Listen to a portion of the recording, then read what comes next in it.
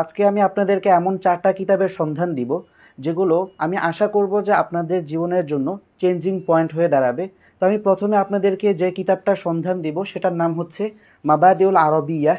এই কিতাবটা আপনাদেরকে নাহু, সরফ ও মুনশাওয়ি এবং তালিল বুঝতে সহযোগিতা করবে, পাশাপাশি তারকিব বুঝতেও অনেকটা সহযোগিতা করবে। এরপর আমি আপনাদেরকে আরেকটা কিতাবের সন্ধান দেব, সেটা হচ্ছে আসাসুল আরবিয়া।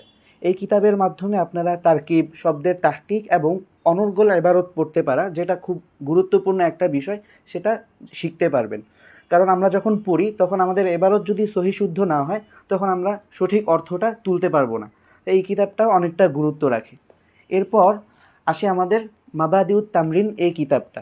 এই কিতাবটা হচ্ছে আপনাকে অনুবাদ, যে কর্ম আছে, অনুবাদ শিল্প বা শাস্ত্র যেটাই বলি, সেখানে দক্ষ করে তুলবে। আরবি থেকে বাংলা হোক, বাংলা থেকে আরবি হোক, এটা খুবই গুরুত্বপূর্ণ একটা কিতাব।